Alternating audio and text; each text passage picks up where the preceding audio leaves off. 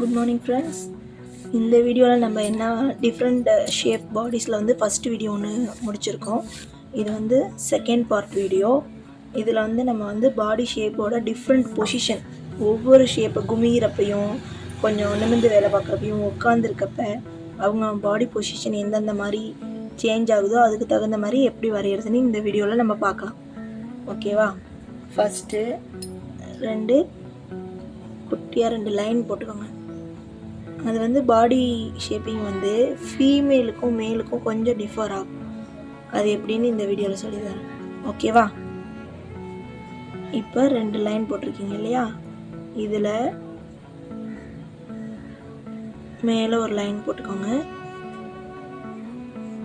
நேற்று எப்படி இந்த ஷோல்டர் ஸ்டொமக்குக்கு ஒரு ஷேப் போட்டோம் இல்லையா, அதே ஷேப் தான் இந்த 2 லைன் போட்டிங்க இல்லையா, அதுக்குள்ள அந்த லைனுக்குள்ள இப்படி வந்ததுன்னா ஓகேவா, இது வந்து ஃபீமேல். இது மேலுக்கு பார்த்தீங்கன்னா இந்த லைனை விட்டு வெளியில் வரும் ஷோல்டர். ஓகேவா? கொஞ்சம் அந்த ஃபீமேலோட கொஞ்சம் கிப்பும் இறங்கி லைட்டாக இப்படி வரும். இது மேலோட பாடி பொசிஷன்.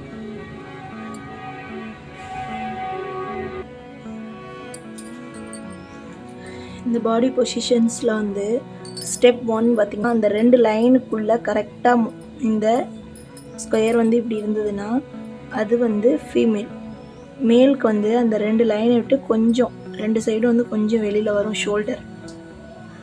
தென் ஸ்டெப் 2ல் வந்து இந்த 2 பாடியும் எப்படின்னா, இது வந்து நின்றுட்டுருக்க போஸ் இல்லையா, குமிஞ்சோம்னா எப்படி அந்த பொசிஷன் எப்படி வரும் அப்படிங்கிறதுல ஒரு 3D ஷேப்பில் எப்படி மாறுதுன்னு பாருங்கள். இது எப்படின்னா ஒரு கிளாஸ் ட்ராயிங் மாரி நான் வச்சுக்கோங்க. ஒரு கிளாஸ் அப்படி தனியாக கவுத்து வச்சோம்னா எப்படி வருமோ அந்த மாதிரி பொசிஷன் வரையணும்.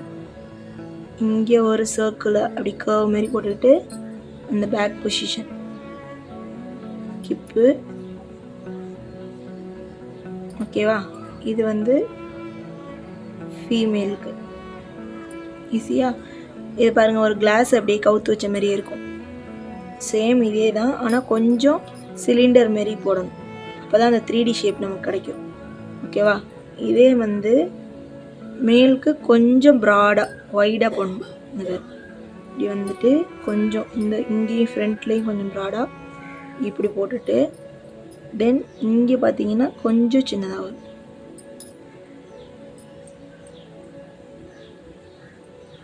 இதுதான். ஓகேவா?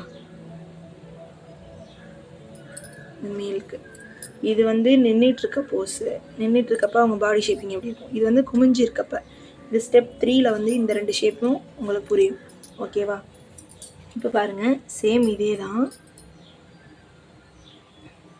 இங்கே வந்து ஃபீமேலுக்கு எப்படி வருது, மேலுக்கு எப்படி வருதுன்னு பாருங்கள். ஓகேவா? ஃபீமேலுக்கு அதே 2 ஸ்லைடிங் லைன் போட்டுக்கணும். ஸ்லைடிங் லைன் போட்டதுக்கப்புறம் இந்த இருக்கு இல்லையா, இந்த பொசிஷன், அதுக்கு வந்து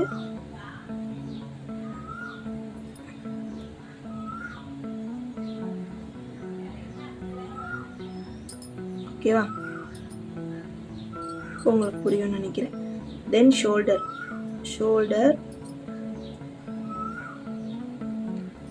வந்து இப்படி பட்டர்ஃப்ளை மாரி 2 சைடும் இப்படி போட்டுக்கணும்.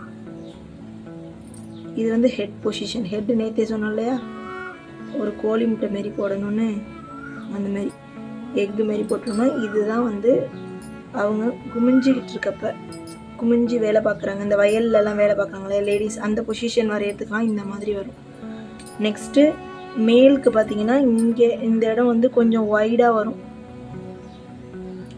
லேடிஸ்க்கு. ஜென்ஸ்க்கு கொஞ்சம் குறுகலாக வரும்.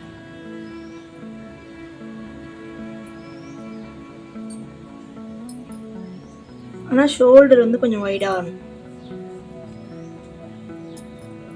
அதே மாதிரி தான் அவங்களோட ஹெட் பொசிஷன். சேம் எக்கு மாதிரி போட்டுக்கிட்டு தென் இந்த இடத்துல வந்து பட்டர்ஃப்ளை மாதிரியே தான்.